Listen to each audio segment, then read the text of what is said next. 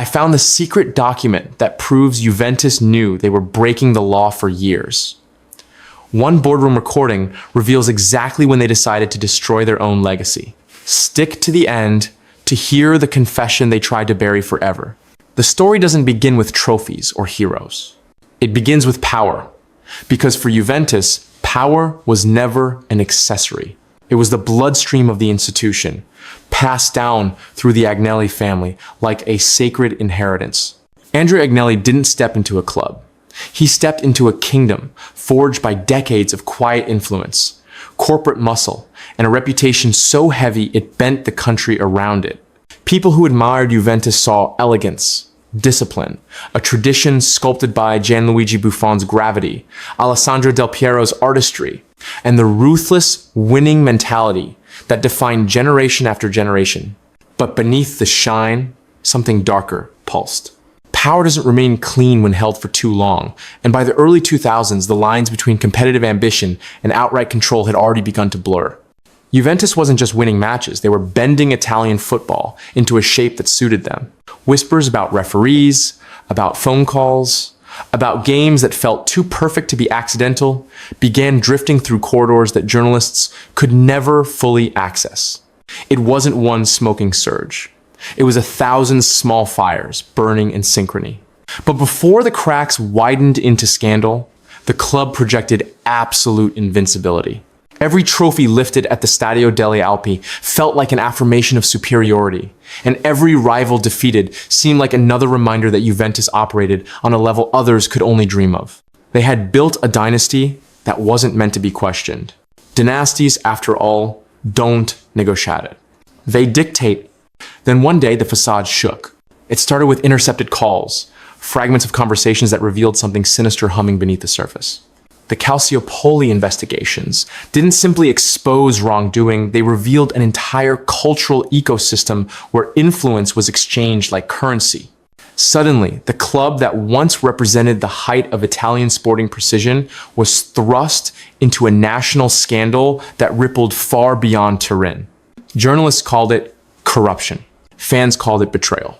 Rival clubs called it justice. But for the men inside Juventus, it was nothing less than an earthquake. When the sentence came relegation to Serie B, it didn't feel real. Juventus had never belonged in the second division. They were too big, too historic, too intertwined with Italy's identity. Yet, reality didn't negotiate. The giants fell. The mighty descended. And for the first time, Juventus had to look upward to see the rest of the country. The world expected chaos, mass departures, a hollowed-out dressing room, a club too wounded to stand. But something bizarre happened. Some of the biggest names in football refused to leave. Gianluigi Buffon stayed. Alessandro Del Piero stayed. Pavel Nedved stayed. They didn't stay for money or comfort or promises.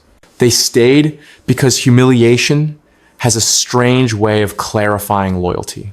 And in empty stadiums against clubs who could barely believe their luck, Juventus began a journey not of survival, but rebirth.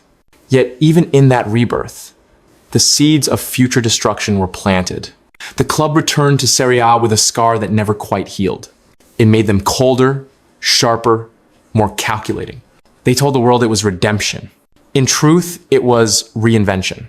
They turned humility into efficiency and heartbreak into a business plan. A new era began with a new stadium privately owned, modern, sleek, a fortress of revenue streams and architectural confidence. Branding shifted from tradition to global polish. Even the logo, once rich with history, was distilled into minimalist lines designed for international appeal. Juventus wasn't just a football club anymore. It was a product, and products must grow. When Cristiano Ronaldo arrived for Euro 100 million, the world gasped. It wasn't a football transfer. It was an announcement. Juventus believed they could rewrite their destiny through global stardom. In the first 24 hours, they doubled social media numbers. The share price soared. Merchandise flew off shelves in Tokyo, Rio, Lagos, and New York. The message was unmistakable. Juventus was no longer content being Italy's giant. They wanted to stand shoulder to shoulder with Real Madrid and Manchester United in the global market hierarchy. But stardom is expensive. Cristiano Ronaldo's salary smothered the wage bill. Every season became an all-or-nothing chase for Champions League glory. Not because they craved the trophy's prestige, but because failure would break the financial ecosystem holding the project together. Investments in youth dried up. Risks multiplied. The club that once prided itself on balance was now gambling its future for immediate relevance. And then came the pandemic. Stadiums went silent. Matchday revenue evaporated. The carefully constructed financial frame cracked. Behind closed doors, executives scrambled. Numbers didn't add up. The empire felt suddenly fragile, like a colossus made of glass. Andrea Agnelli, convinced he could outsmart gravity, threw one final gamble onto the table. The European Super League, a project designed to guarantee income, eliminate unpredictability, and industrialize competition. For clubs like Juventus, it was a lifeline. For the rest of the world, it was sacrilege. The backlash was instant and biblical. Fans flooded streets. In London, Munich, Madrid, players denounced the project. Politicians called for intervention. Within 48 hours, the Super League died, a spectacular public death. Andrea Agnelli's prestige died with it. He believed the world wanted elite football packaged like a corporate asset. Instead, the world reminded him that football is culture, not capital. Juventus didn't just lose a project that night. They lost their shield. Every weakness, every irregularity, every questionable financial maneuver suddenly stood exposed. One of those maneuvers had a name plus Valenza. Capital gains. On paper, it was legal. In practice, it became the club's greatest illusion. Player values inflated. Deals conducted with figures that felt like inventions. Youth players listed for amounts that raised eyebrows across Europe. The club wasn't trying to cheat the game. They were trying to survive a business model they created but could no longer sustain. Investigators didn't need long. Emails surfaced. Agreements that were meant to stay buried emerged. Patterns that once looked like clever business began to look like systemic manipulation.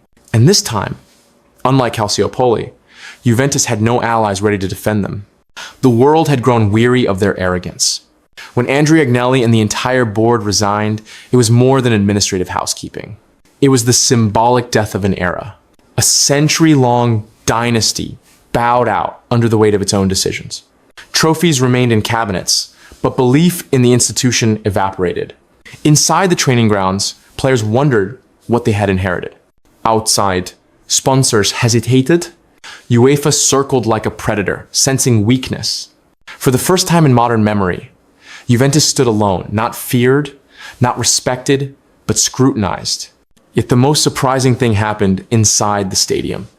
Fans kept coming, not for dominance, not for titles, but for identity. In a country that often feels divided, Juventus supporters found unity in defiance. They weren't defending corruption or executives. They were defending themselves. They were defending history.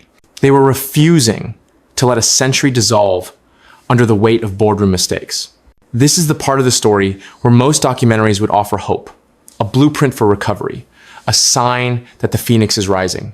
But Juventus didn't rise right away. Their rebuild was slow, quiet, almost embarrassed. No headline signings. No corporate bravado, just youth. Simplicity. Training sessions that felt more like rehabilitation than preparation. The club had been stripped of its armor, but in that vulnerability, something real began to surface.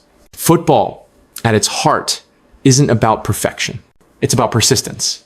It's about the stubbornness of showing up after humiliation, after betrayal, after collapse. Juventus had forgotten that. For too long, they chased the illusion of invincibility.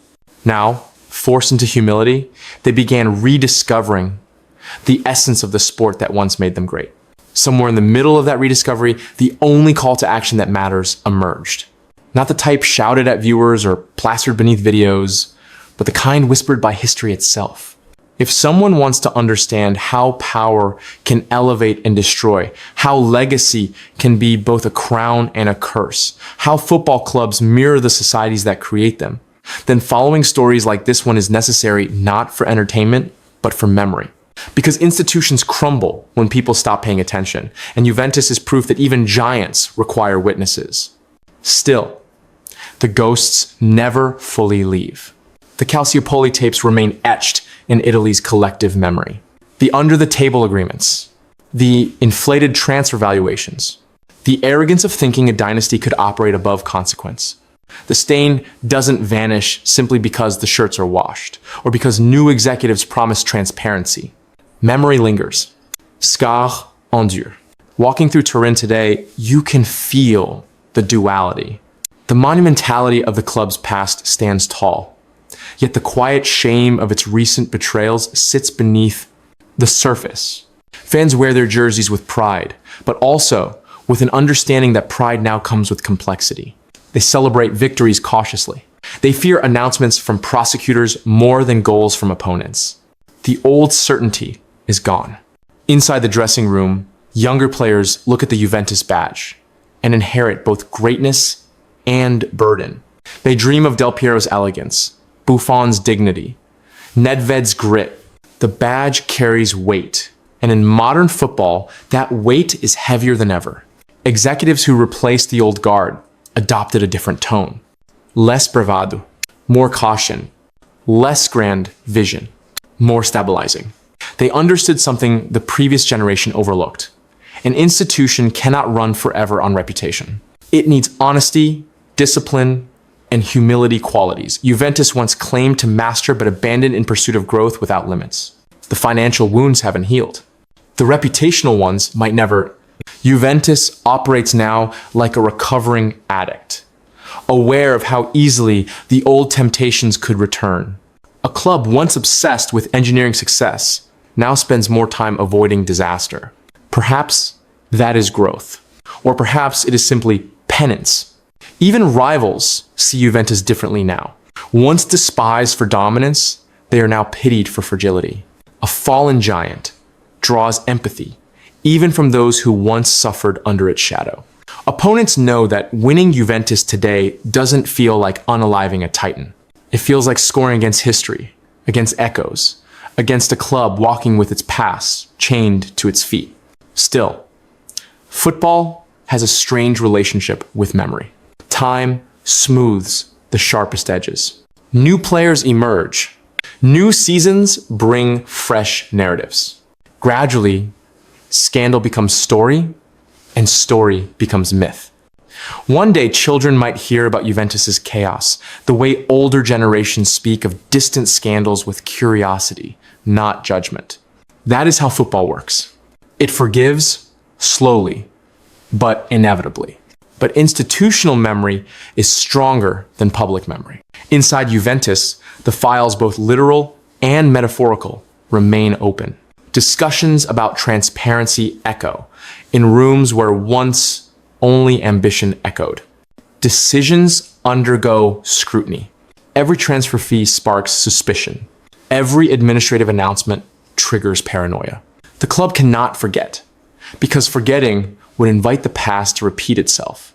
At some point, every football institution must ask what defines it. For Juventus, that question has become unavoidable. Is it the trophies, the scandals, the survival, the dynasty, or the fans who refuse to abandon it even when everything else collapses? Perhaps the answer lies in the contradictions themselves. Juventus has been a symbol of elegance and manipulation, dominance and insecurity, pride and shame. The club's identity is not singular. It is a mosaic of triumphs and disasters welded together over a century. And that is why its future remains uncertain. Giants rarely fall cleanly. They stagger, they bleed, they rise again, but with a limp. Juventus is limping now, carrying a weight that statistics and finances cannot measure. They want redemption, but redemption requires honesty, and honesty requires confronting the parts of the mirror they once refused to look at. In the end, their downfall wasn't triggered by rivals or referees or economic downturns. It was triggered by themselves, by a belief that power guaranteed exemption, by a conviction that the rules were suggestions, by a culture that prioritized appearance over truth. Tell me which scandal hurt the club the most, Name one executive who should never return. Comment if you think Juventus can ever be truly trusted again. Follow for more explosive football secrets they tried to hide.